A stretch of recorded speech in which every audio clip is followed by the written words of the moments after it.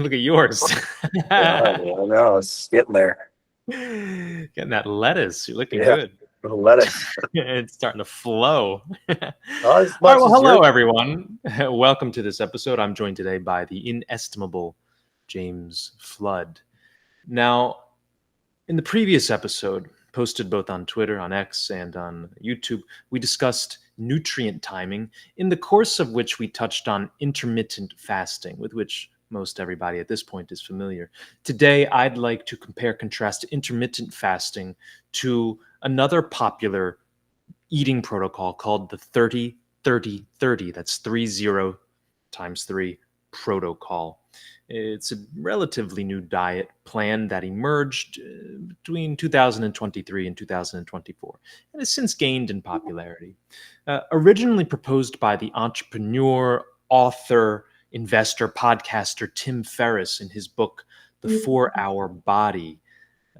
It's an idea, a protocol of which the great Gary Brecka, owner of 10 Times Health and a fantastic podcaster and investor in his own right, Yeah. has been a popularizer. So basically, we'll break it down and then we'll discuss its merits and demerits. The 30-30-30 protocol entails consuming 30 grams of protein within 30 minutes of waking, after which you perform 30 minutes of exercise.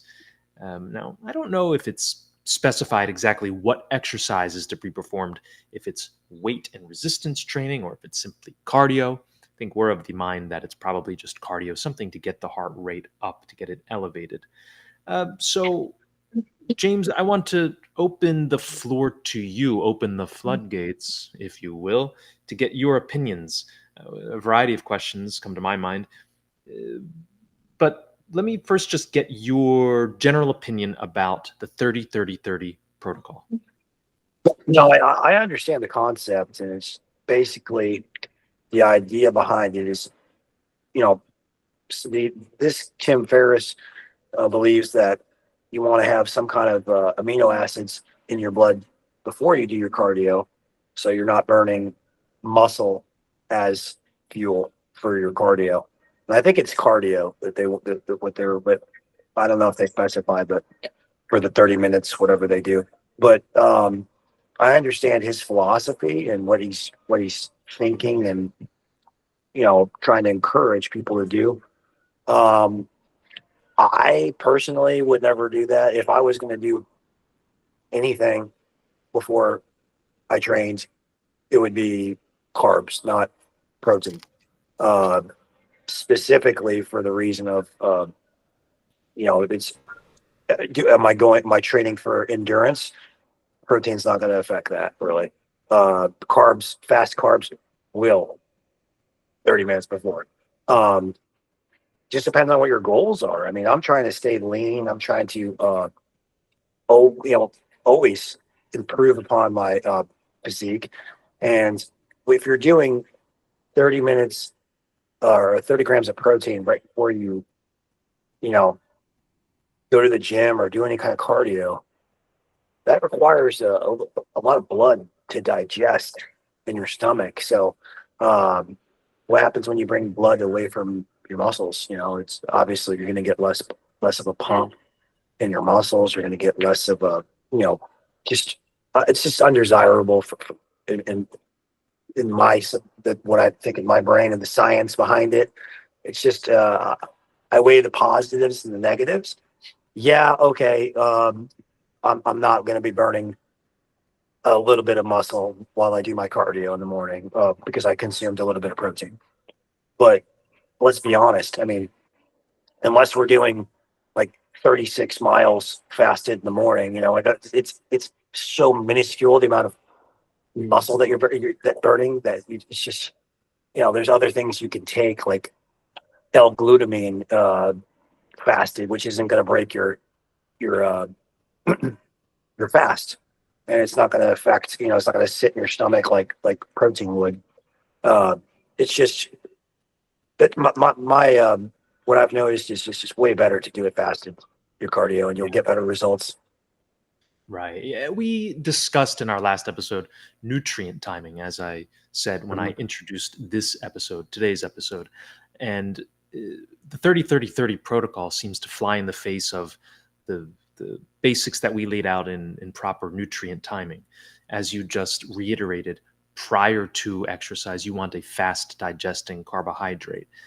Now, the reason being you want something that will give you immediate energy, that doesn't require a lot of energy to break down. And this is something to which you've opened up my eyes, and I thank you for it. You don't want blood shunted away from the muscles, right? When you consume a fatty meal or a protein-rich meal, it's going to take longer to digest. It's more energetic, right? The thermic effect of food is higher for those items. Ideally, what you want, preferentially, what you want is for all that good blood to be flowing to the muscles so that you can perform at your highest level.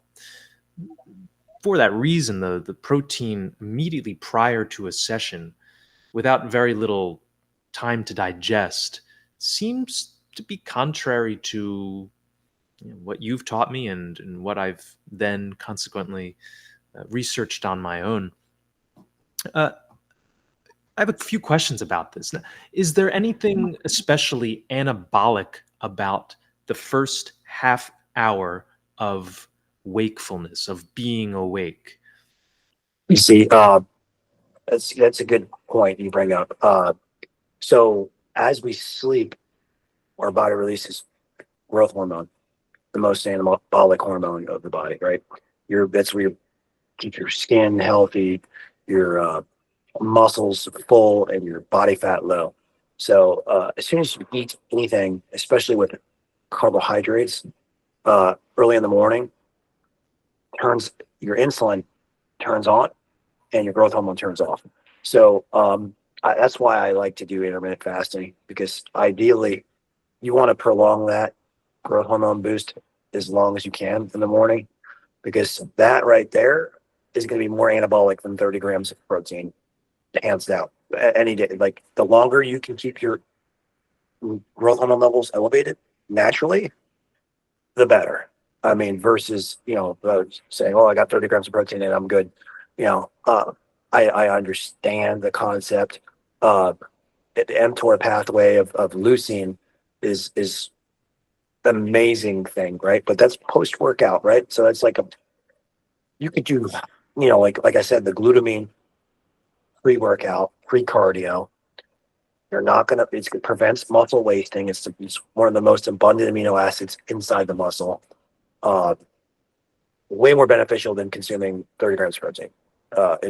In my opinion, definitely. I've done I've done both. Like training as a kid. In high school, you just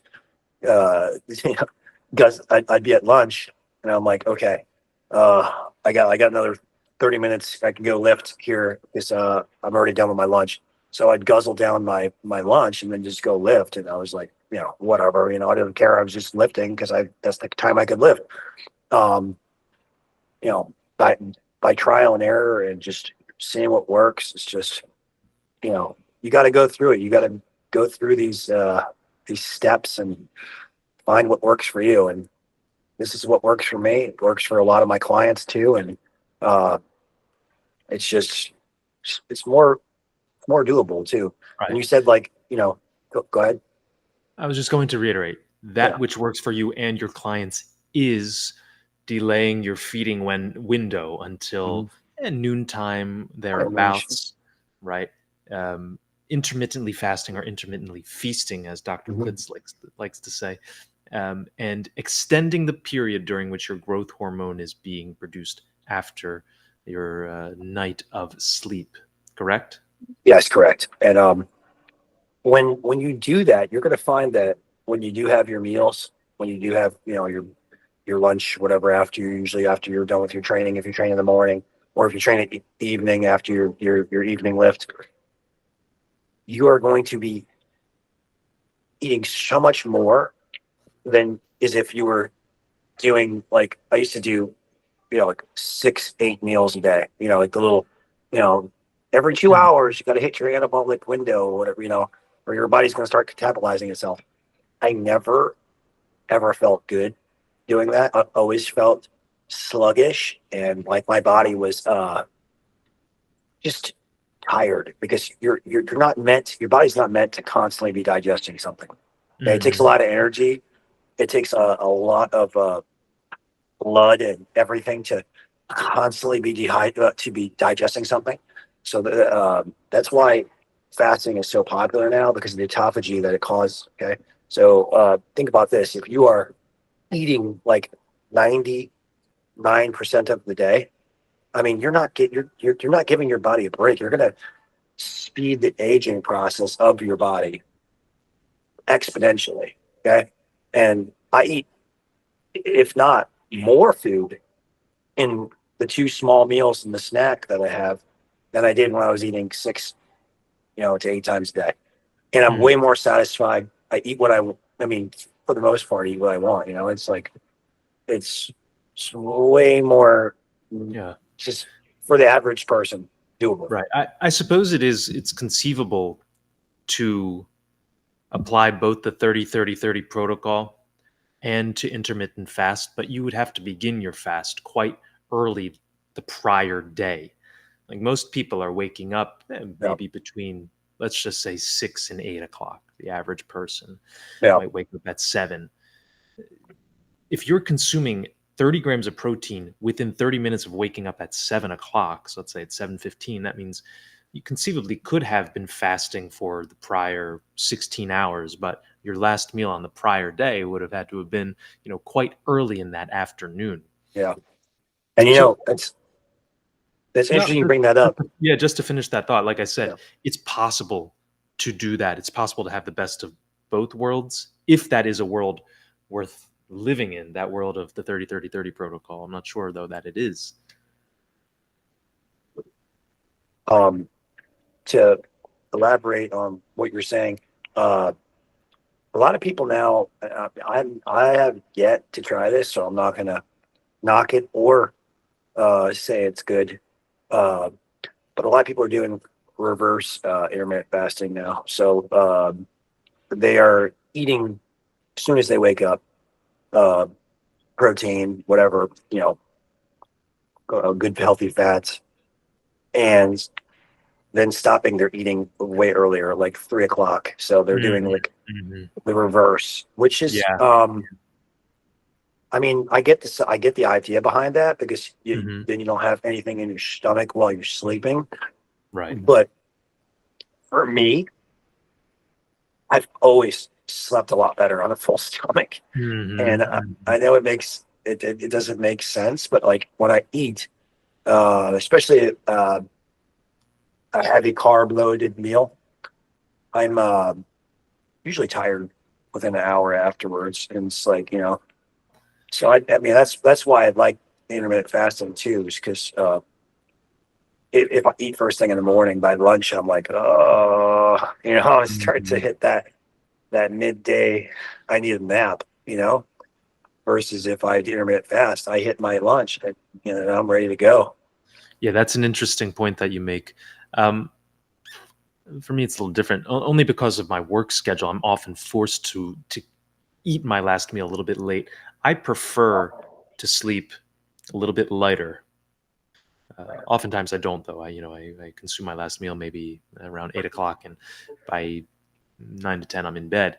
And for me, it's a little less comfortable to sleep on a full stomach. I know for some people, it feels very good. You feel satiated, and of course, with more carbohydrates later in the day, that will have the effect of causing some sleepiness, which is what one wants when winding down. But of course, you don't want to eat too late. Though it's fascinating, I would be curious to try the reverse intermittent fast, eating earlier, because it does seem to be advantageous to consume your protein earlier in the day. I know there are multiple studies attesting to the superiority of that technique. That was one of my hangups on intermittent fasting as commonly practiced, which is the 16-8 method, fasting for 16 hours, breaking the fast at around noontime, between 11 and 1, let's say. Um, but I think some studies have shown that actually protein consumption earlier in the day is maybe even better. So there might be some advantages to that quote unquote reverse intermittent fast protocol.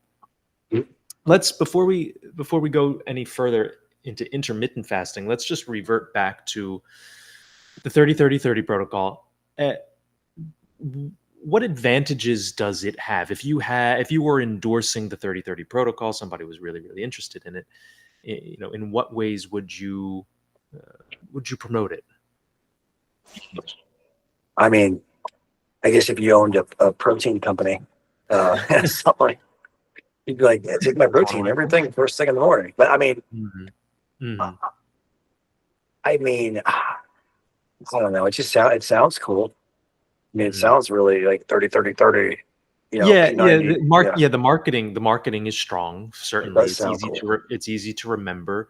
I can't. The use of fasting in anything is always going to be a slight turnoff to those who are a little less disciplined, or more accustomed to having their meals when they want them. So intermittent fasting doesn't have as great an appeal, which is why Dr. Kiltz, I'm sorry, I think I mispronounced his name earlier, whom I interviewed last year. Dr. Kiltz, he's the carnivore MD. He very brilliantly promotes the idea of intermittent feasting, which I think is a superior way of framing the same protocol. Yeah, intermittent feasting. I love that. People get scared. They're like, fasting. Yeah. I'm like, okay, you're waiting like an extra couple hours. Like, exactly. It's not you can still have water. My trick, okay. Tea, but no, don't give me those tricks before you do that. Let's just finish on the 30-30-30. Yeah, so aside from its appeal as a marketing gimmick, how difficult would it be to consume that many grams of protein so proximate to your waking hour? I can't really fathom that. I wake up maybe at 5:30 or 6. I can't imagine consuming 30 grams of protein at 6 a.m. And 30 grams is a lot. If you're not consuming like a protein drink, let's say you're consuming real food, as we recommend you should. That's probably 4 eggs. I mean, that's a lot to put in that early today. I think for the 30-30-30, what they promote, I think they promote using a protein powder. I think that's what it is. I think because they want no fats and no carbs. So it's like it's either, I mean, you could drink liquid egg whites if you wanted to, it's pasteurized. I mean, you could easily get 30 grams of protein that way. And to be honest with you, that's what I was when I was competing, and I was like trying to, just I was just trying to stay away from whey. I feel like it messed my stomach up a little bit. I was just drinking I'd get those little carton egg whites. They just taste like salt water. Have you ever had that before? Have you ever tried chugging one of those? I've had salt water before, inadvertently, accidentally. But no, I've never had an egg. What is it? An egg white? Egg white. The egg white cartons. I've not had an egg white directly from the carton. No, although I'm not opposed to it. I would absolutely try that. It sounds like you need to try it. Quite good. Don't be scared. Pour a little sriracha on top. Delicious. Be hot. It'd be hot going down the gullet. I seem to remember Tim Ferriss talking about this. I don't know if he was promoting a protein powder. I don't think he was. He, contrarily, was advancing the idea that one should a whole food diet. He even included some gentle greens in there, nothing too cruciferous, alongside your protein source, which in most cases would be eggs at that hour of the day. I'm not sure what Gary Brecka recommends. Of course, we could we'll have to ask him. Or we could ask. We got to see his response video to this. Or we could. That's a big fish coming after a couple of little fish. Maybe he'll hear us and respond. And of course, he's welcome to join us on our little channel. We'd be glad to have him. I don't know what he's promoting. I don't know if he, like Tim Ferriss, advises everyone to consume whole foods to initiate the day, to start the day on his protocol. We'd have to find out. So I just wanted to be clear on that. I don't know if there's any protein product that's being sold in conjunction with this protocol. Well, this is what I would do. Okay, if I was going to do the 30-30-30, it would either be egg white cartons, um, or collagen, or Hmm. bone broth protein. Right. Either you can get the liquid carton for bone broth, you could do it the way you do it and actually get the actual bone broth, or just get the bone broth protein, which I like. There's a couple different the paleo. I mean, I have no association with any of these brands, but Paleo Valley makes a really, really, really good one. They're excellent. Mm-hmm. Yeah. So you would prefer to have something lighter on your stomach, Oh right? yeah, In the form of a liquid. especially That if I would. was going to do something cardio afterwards. Yeah, yeah, yeah. And again, this is 30 minutes of exercise. Once again, we would have to watch Mr. Brecka's content or watch that of Mr. Ferriss to learn exactly what they recommend for exercise. But, 30 minutes probably is a little less than your normal gym session, which is maybe 45 Just a minutes. I know little bit, yeah, you're less. so if it's just like a brisk walk, a weighted walk, or Yeah, like a that's stair different. stepper, right? Like that to me is understandable. So if you're merely getting your heart rate up to like high zone 1 or maybe Yeah, low zone 2, then conceivably, yes, you could consume 30 grams of protein and immediately thereafter, do your exercise. Uh, I nothing prefer, high intensity. no, nothing high intensity, but like you, I prefer to start lighter. I'd like to feel a little bit lighter on my feet, to have nothing in my stomach when I go about my early Hey, morning run. you start lighter no matter what. Okay, you're like freaking running 30-40 miles. I could, yeah. This Yeah, guy, not I don't know if anymore. Those days are behind me for now. I've did you significantly. document the run across the alley that you performed? Oh, halfway across the alley. Yeah, not fully. Half, 3/4, whatever quarter. 50 miles. Yeesh. Yeah, no, I'm not built to be an endurance runner. I recognize this during the marathon, the Miami Marathon. I mean, I've known this for a long time. Know thyself, as is inscribed above the Temple of Apollo at Delphi. So I know that I'm not built to run these long, long, long distances. I'm, a, I don't know I'm built about like that. I'm You're built pretty like fast. yeah, I don't What know. do you think you need to be like 6'10"? Six. Oh, the mile split No, 6'10". your height. Like Oh, my height? No, not 6'10". But I need longer legs. I need less muscular arms. But enough about me. Yeah, it's not a dietary approach that I would recommend to somebody who is trying to work out a little bit more vigorously in the morning, doing cardio or doing a CrossFit session, or doing a what is the new uh, that high new rocks. program, High Rocks. That's exactly it. You knew what I was thinking. High Yeah, Rocks. yeah. Yeah. Everybody's So doing that. yeah. It's like So basically like it's like running with a little bit of weights. Something thrown in there. yeah, yeah. It's just a hybrid format of exercise. I think it's It's what we brilliant. do.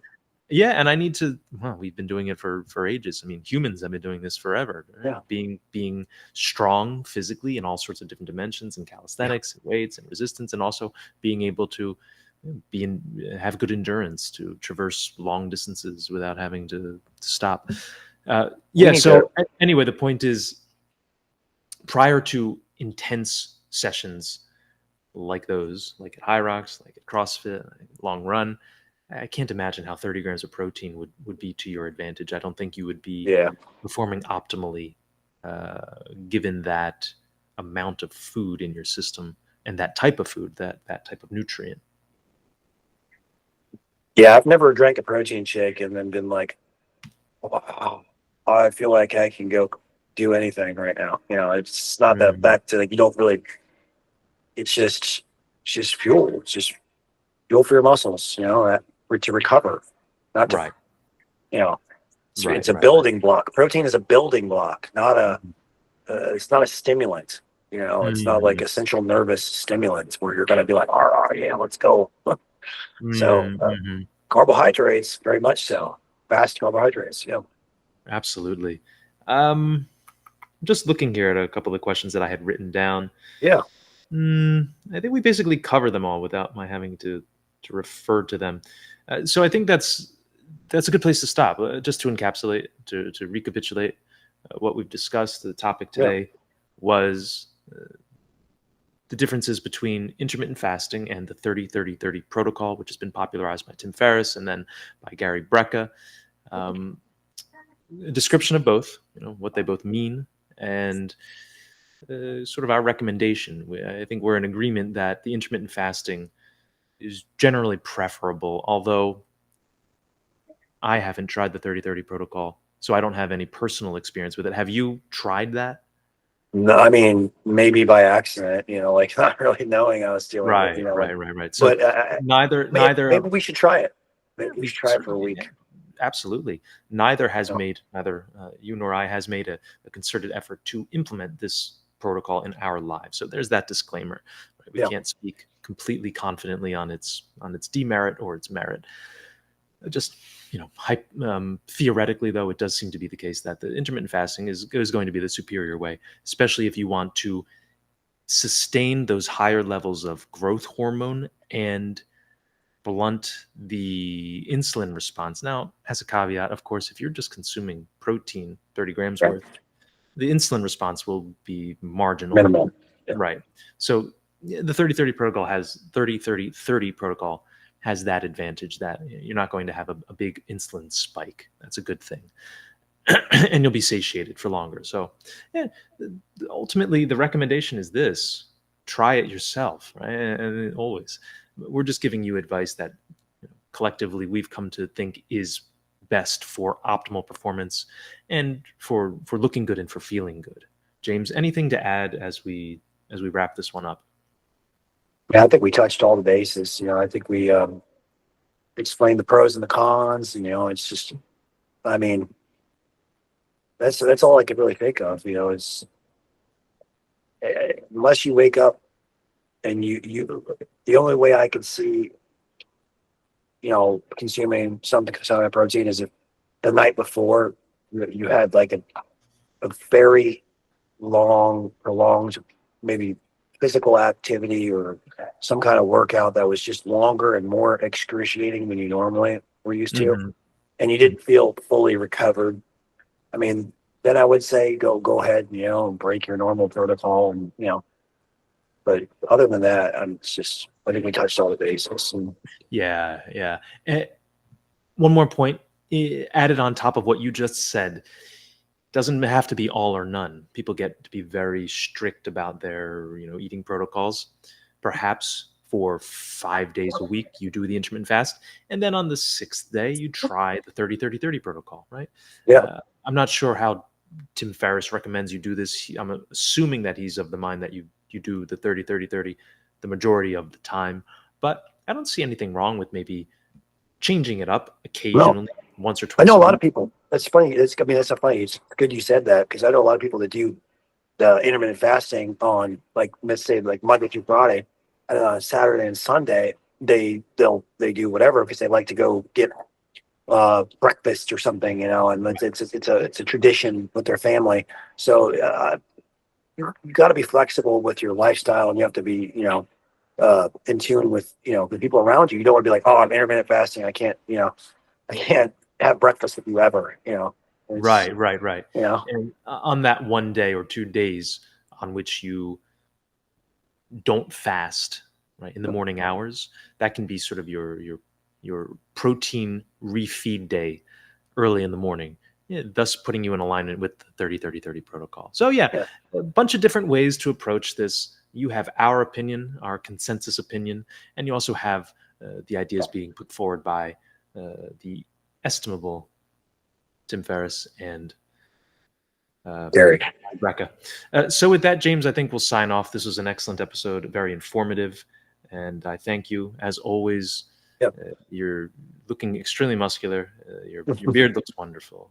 Thank you. Thank you. The light is shining luminously on your right deltoid trap. So it is just my right one, huh? Just the right. The left one. Oh, there you go. The left one's That's it. Thank you. Yeah. Thank you, darling. All right. Thank you so much for having me. Oh, of course, buddy. Of course. All right. Until next time, fare thee well. Take it easy.